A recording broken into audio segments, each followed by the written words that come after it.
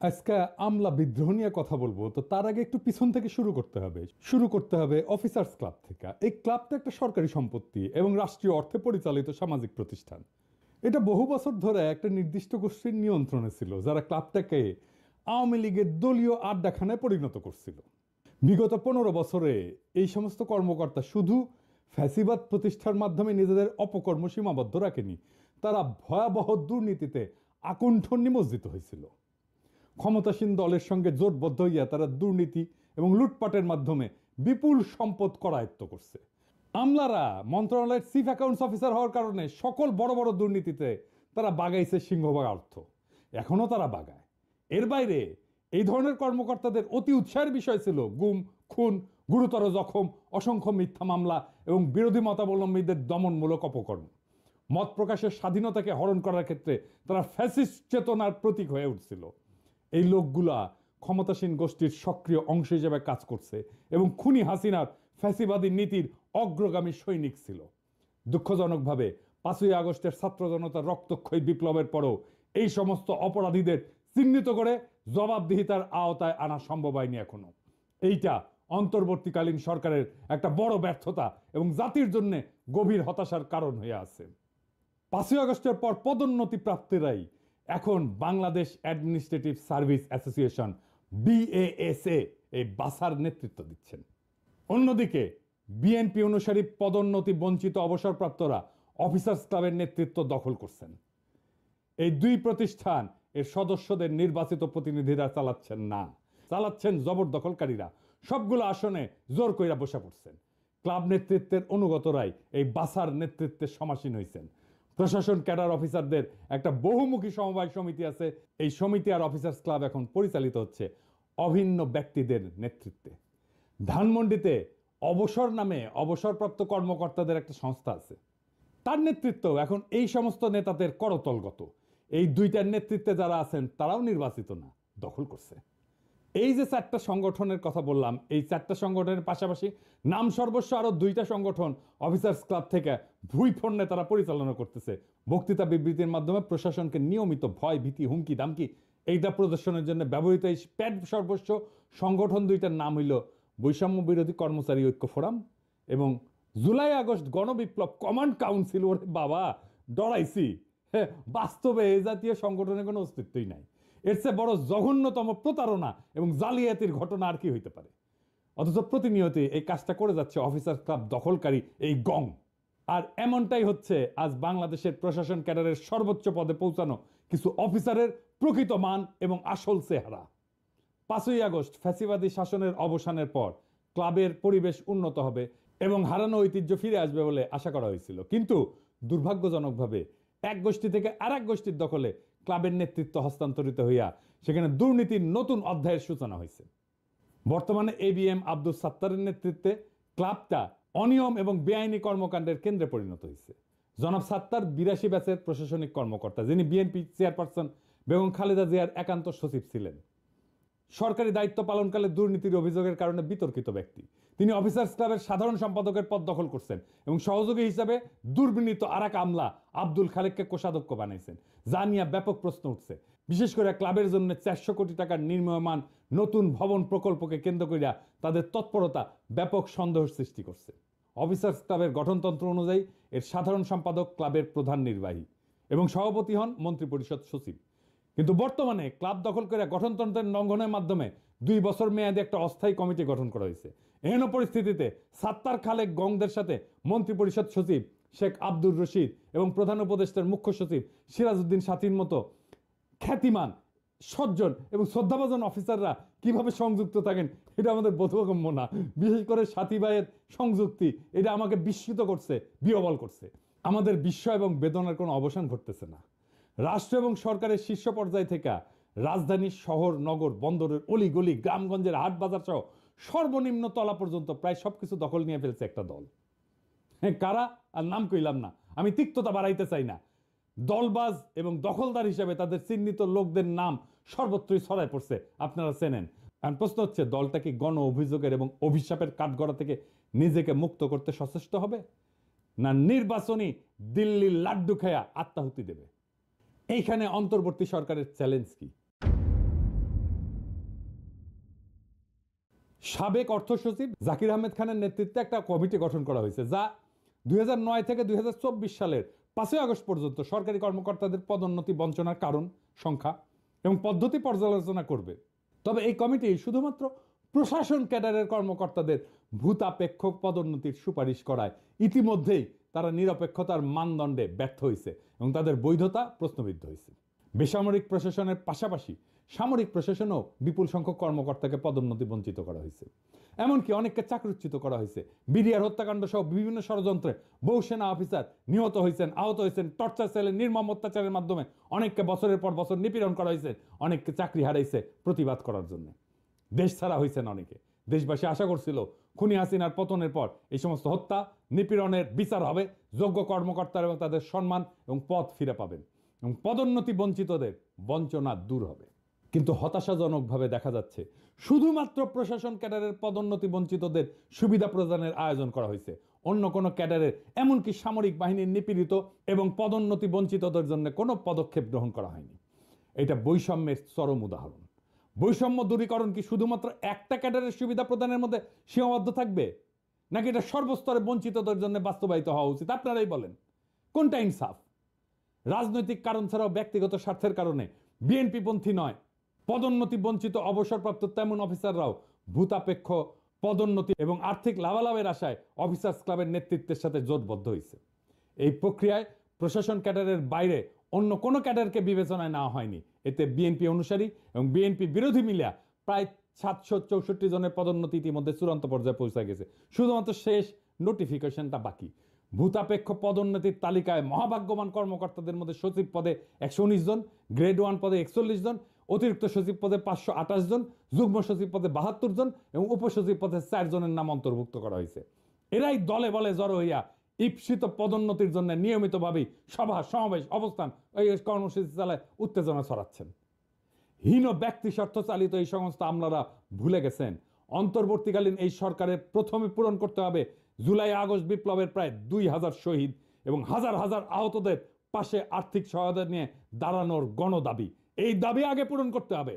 শহীদ পরিবারের জন্য সরকার ঘোষিত অনুদান এবং আহত সকলের সুচিকিৎসা নিশ্চিত না হওয়া পর্যন্ত কোথাও কোনো সরকারি চাকরিজীবীকে বাড়তি আর্থিক সুবিধা দেওয়া যাবে না। Full stop. গত 15 বছর সেনাবাহিনী, পুলিশ, বিচারক, ডাক্তার, শিক্ষক, কৃষিবিদ, engineer, BGB, Ansar, customs, VAT, income tax সহ অন্যান্য ক্যাডারের যে সমস্ত কর্মকর্তা নানান নির্যাতনের শিকার এবং পদোন্নতি বঞ্চিত হয়েছেন, তাদের আর্থিক ক্ষতিপূরণ বা ভূতাপেক্ষ প্রমোশন নিশ্চিত না করা পর্যন্ত প্রশাসন ক্যাডারের 764 জনকে দেওয়া বিশেষ সুবিধার কার্যক্রম স্থগিত রাখতে হবে। Full stop. কোনো কথা নাই। প্রধান উপদেষ্টা প্রফেসর ইউনূসকে মনে রাখতে হবে যে তিনি এখন যে কাজটা করতেছেন তা একটা ক্ষুদ্র ঋণ প্রকল্প না, এনজিও না।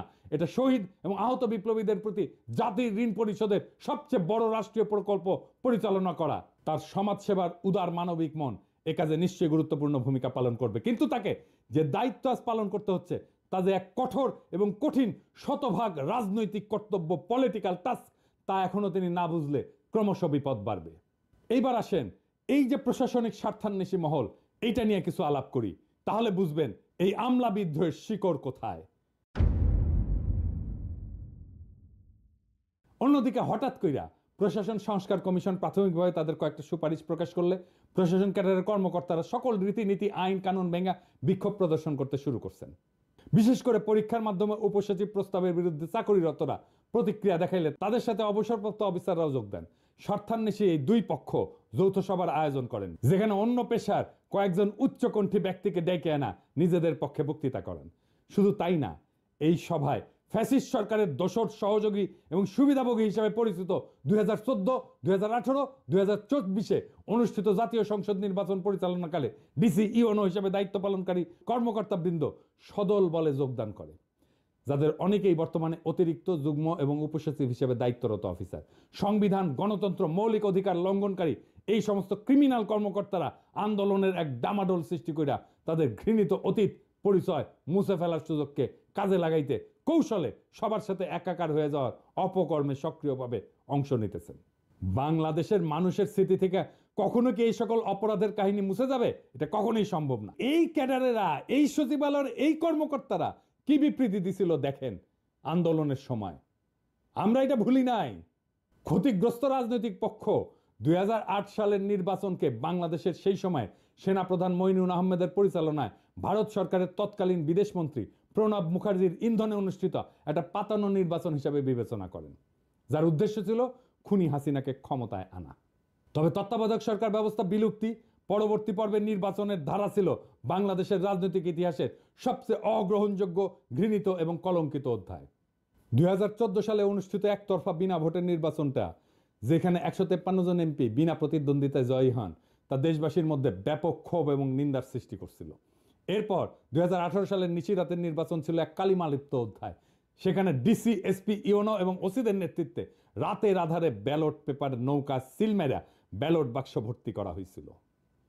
এছাড়া সর্বশেষ 2024 সালের ডামি নির্বাচনও এক মহাকেলেঙ্কারি হিসেবে লেখা থাকবে, যা ভোটের মাধ্যমে জনগণের স্বাধীন ইচ্ছা এবং পছন্দ অনুযায়ী সরকার গঠনের সকল ধারণাকে ধূলিসাৎ করে দিছিল।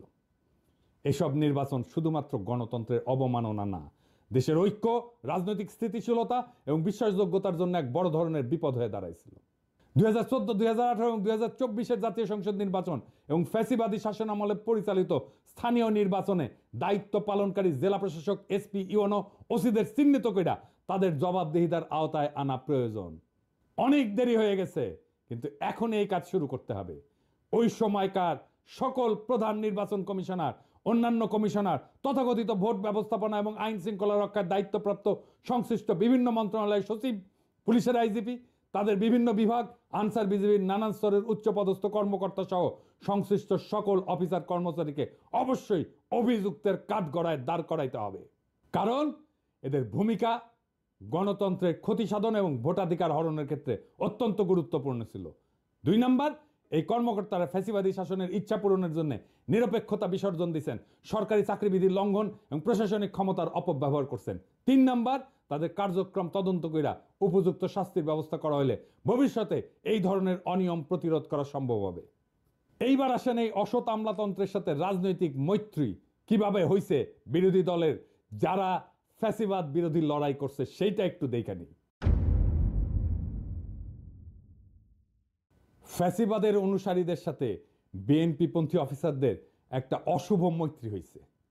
এই মৈত্রীর বিষয়টা দলের হাইকমান্ডের নজরে পড়লেও তারাই নিয়ে কোনো পদক্ষেপ গ্রহণ না করে নীরবতা অবলম্বন করতেছেন।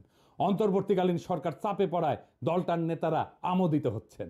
সরকারকে কোণঠাসা কইরা দলটা জনপ্রশাসনের উপর তাদের আধিপত্য বৃদ্ধির চেষ্টা করতেছে, যা আগাম নির্বাচন এবং ভবিষ্যতের ভোট যুদ্ধে ছলে বলে কৌশলে ব্যালট বাক্সে নিজেদের ভোট বাড়ানোর জন্য সহায়ক হবে বলে তারা চিন্তা করতেছেন।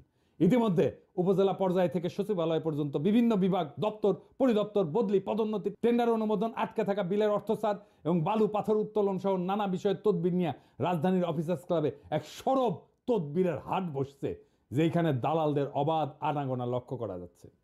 এই বিশৃঙ্খল পরিস্থিতির সুযোগ নিয়ে বিএনপি নেতারাও তাদের ব্যক্তিগত তদবির নির্বিঘ্নে বাস্তবায়ন করায় নিচ্ছে।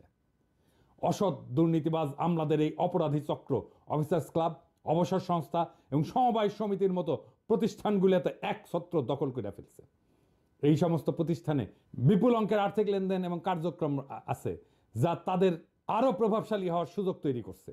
এর ফলে তারা প্রশাসনের অভ্যন্তরে ব্যাপক কর্তৃত্ব প্রতিষ্ঠা করতে সক্ষম হয়েছে এবং তাদের আস্পর্ধা এমন মাত্রায় পৌঁছাইছে যে তারা লাগামহীন উচ্ছৃঙ্খল আচরণে সাহস পাচ্ছে। উদাহরণ হিসেবে বলতে চাই, জনপ্রশাসন সংস্কার কমিশনের প্রধানের বিরুদ্ধে মানহানিকর বক্তব্য করা, তার পদত্যাগের দাবি তোলা এবং 4 জানুয়ারির মহাসমাবেশের আয়োজনের ঘোষণা, এই সমস্ত কার্যক্রমের একমাত্র উদ্দেশ্য হলো প্রশাসনের উপর একছত্র আধিপত্য বিস্তার এবং রাষ্ট্রের এই গুরুত্বপূর্ণ অঙ্গকে নিজেদের নিয়ন্ত্রণে নিয়ে আসা। জনপ্রশাসন সহ সরকারের বিভিন্ন প্রতিষ্ঠানে অসৎ এবং দুর্নীতিবাজদের মধ্যে আজ যে সার্বজনীন ঐক্যের ধারা পরিলক্ষিত হচ্ছে, তা বাংলাদেশের গণতন্ত্র এবং সুশাসনের স্বপ্নকে কার্যত দুরূহ করে তুলবে। এই হীন স্বার্থবাদী গোষ্ঠী নিজেদের অনৈতিক কার্যক্রম চালায় যেতে ইতিমধ্যে সুবিধাজনক রাজনৈতিক মিত্র খুঁজে পাইছে এবং তাদের মধ্যে শক্তিশালী সমঝোতা গড়ে উঠছে। তাদের এই সংঘবদ্ধ কার্যক্রম সংস্কার অভিমুখী নীতিমালা বাস্তবায়নের পথে বড় ধরনের প্রতিবন্ধকতা সৃষ্টি করবে। প্রশাসনের এই গণবিরোধী অংশ কৌশলে রাজনৈতিক এবং প্রশাসনিক সিদ্ধান্তগুলোকে নিজেদের স্বার্থের অনুকূলে নিয়ে আসার চেষ্টা করছে, যা জনস্বার্থের সম্পূর্ণ উল্টা দিকে। দুর্নীতির এই ধারাবাহিকতা রক্ষার চেষ্টা সফল হলে শুধু রাষ্ট্রীয় সম্পদ লুটপাটে না, ন্যায় বিচার এবং জনস্বার্থ রক্ষার মতো মৌলিক কার্যক্রমগুলো ধ্বংস হবে। এই গোষ্ঠী তাদের ক্ষমতা ধরে রাখার জন্য রাজনৈতিক পৃষ্ঠপোষকতাকে হাতিয়ার হিসেবে ব্যবহার করতেছে এবং বিভিন্ন পর্যায়ে তাদের প্রভাব বিস্তার করতে সক্ষম হচ্ছে। এর ফলে প্রশাসনিক কাঠামো দুর্বল হয়ে পড়তেছে এবং জনস্বার্থের জায়গায় ব্যক্তিগত গোষ্ঠীগত দলীয় স্বার্থকেই অগ্রাধিকার দেওয়া হচ্ছে, যা একটা স্বাধীন কার্যকর গণতান্ত্রিক রাষ্ট্র পরিচালনার ক্ষেত্রে সবচেয়ে বড় ধরনের হুমকি। সরকার বিরোধী ষড়যন্ত্র এইখান থেকেই উত্থিত হয়েছে। কিভাবে আসেন দেখি। আজ দেশের সরকার বিরোধী তৎপরতার প্রত্যেকটা ক্ষেত্রে ফ্যাসিবাদের অনুগত কিছু কর্মকর্তার যোগসাজশ স্পষ্টভাবে লক্ষ্য করা যায়। 5 আগস্ট ঐতিহাসিক পরিবর্তনের পর কয়েক সপ্তাহ তারা ভয়ে নিষ্ক্রিয় থাকলেও এখন সক্রিয় হয়ে বুক চিতায় সরকার বিরোধী কর্মকাণ্ডে লিপ্ত। 2014 সালের বিতর্কিত নির্বাচনের সময় দায়িত্ব পালনকারী জেলা প্রশাসকেরা আজ সরকারের অতিরিক্ত সচিব, 2018 সালের ডিসিরা আজ যুগ্ম সচিব, 2024 সালের ডিসিরা উপসচিব পদে রয়েছেন। অতীতে খুনি হাসিনার আশীর্বাদে গুরুত্বপূর্ণ পদে আসীন হওয়া এই কর্মকর্তাদের এখন একমাত্র লক্ষ্য হলো সরকারকে ব্যর্থ প্রমাণ করে দেশে নৈরাজ্যকর পরিস্থিতি সৃষ্টি করা। দেখেন, যারা হাসিনার গুণগান করতে করতে কাইত হয়ে পড়তো, তারাই আজ এই আমলা বিদ্রোহের নেতা। আজকে প্রশাসন ক্যাডারের হৃদয়ের যে রক্তক্ষরণ, প্রশাসন ক্যাডার যে বৈষম্যের শিকার হওয়ার সম্ভাবনা, সেই সম্ভাবনাকে আপনাদের সামনে তুলে ধরার জন্য আমি হাজির হয়েছি। সম্মানিত সুধী, অনেকে বলে থাকে আমাদের এই সাহস কোত্থেকে আসে। আমাদের সাহসের পেছনে কোনো সংখ্যা নেই, আমাদের সাহসের পেছনে কোনো ষড়যন্ত্র নেই। আমাদের সাহসটা বুঝতে হলে এই ডিসকোর্সের গভীরে আসলে ঢুকতে হবে, সিলসিলাটা জানতে হবে জনকল্যাণ কি, রাষ্ট্র কল্যাণ কি এবং প্রশাসন ক্যাডারের সাথে তার সম্পর্ক। আমি আজকে প্রশাসন ক্যাডারের মতামতটা একটু জানাইতে চাই আপনাদের কাছে বিনীতভাবে। আমি শুরু করব জনপ্রশাসন সংস্কার কমিশন যেটি গঠিত হলো, যেটি একটি প্রশাসন গঠন করবে। আমরা জানি যে এই প্রশাসন 1920-এ আসছিল বা 1910-এ 15-তে যখন আধুনিক রাষ্ট্রের জন্ম হলো, যখন বলা হলো যে আধুনিক রাষ্ট্রকে পরিচালনা করতে হলে মেধাভিত্তিক, নিরপেক্ষ, আইন কানুন মেনে চলে এরকম একটা গ্রুপ অফ সিভিল সার্ভেন্টস দরকার।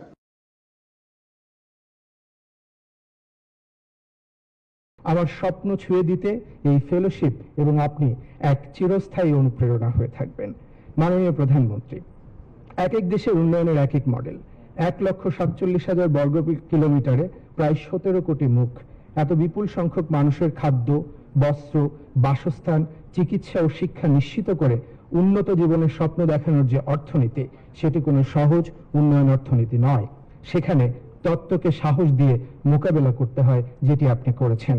অর্থনীতির এই মডেলকেই অনেকে শেখ হাসিনা মডেল বলেন এবং আমরা এই মডেলে 2041-এ যেতে চাই। আপনার সুস্বাস্থ্য ও দীর্ঘায়ু কামনায় শেষ করছি। সকলকে ধন্যবাদ। জয় বাংলা, জয় বঙ্গবন্ধু। দেখেছেন কারা? কিছু উপদেষ্টা এই কর্মকর্তাদের দক্ষ বলে প্রশংসা করে তাদের গুরুত্বপূর্ণ পদে নিয়োগ দিচ্ছেন এবং আরো পদোন্নতির জন্য সুপারিশ করতেছেন। কিরকম উপদেষ্টা দেখেন তাইলে। কিন্তু বাস্তবে তারা ছদ্মবেশে সরকারের বিরুদ্ধে অন্তর্ঘাত চালায় যাচ্ছেন। কোন আক্কেলে বিএনপি জামাতের সমর্থিত আমলা এদের সাথে মিলা সরকার বিরোধী ষড়যন্ত্রে লিপ্ত হয়েছেন? কার স্বার্থে? কাকে সুবিধা দিতে? আপনারা ওই মতলববাজ আমলাদের চিনেন না? আপনাদের দলের ফেসবুক বিপ্লবীরা একদিকে আমাকে বলে নৈরাজ্যবাদী, কিন্তু আপনারা এখন কি করতেছেন? কোন সুরাজ্য করতেছেন? এই আমলা বিদ্রোহের আগুনে ঘি ডাইলা কার স্বার্থ রক্ষা করতেছেন? এই প্রশ্ন জনতার কাছে আপনাদেরকে দিতে হবে। এই গোষ্ঠী কৌশলে সরকারের অভ্যন্তরে বিভ্রান্তি এবং অস্থিতিশীলতা সৃষ্টি করতেছে। মতলববাজ এমন কর্মকর্তাদের চিহ্নিত কইরা দ্রুত এদের প্রতিরোধের পদক্ষেপ গ্রহণ করা জরুরি। একই সঙ্গে সরকারের গুরুত্বপূর্ণ পদে নিয়োগের ক্ষেত্রে সতর্কতা অবলম্বন এবং প্রাসঙ্গিক যোগ্যতা যাচাই করা আবশ্যক। সরকার যদি এখনই এই কর্মকর্তাদের চিহ্নিত করে তাদের কার্যক্রমের জন্য জবাবদিহিতার আওতায় না আনে, তবে এর ফলাফল হবে অত্যন্ত মারাত্মক। এদের অপতৎপরতা শুধু সরকারের স্থিতিশীলতাকে হুমকির মুখে ফেলবে না, বরং দেশের গণতন্ত্রায়ন এবং সার্বিক উন্নয়নকে ব্যাহত করবে। এই কথা ভুলে গেলে চলবে না যে খুনি হাসিনার শাসনামলে সচিব এবং অতিরিক্ত সচিব পদে যারা পদোন্নতি পাইছিলেন তাদের একজনকেও এই চাকরিতে রাখা যাবে না।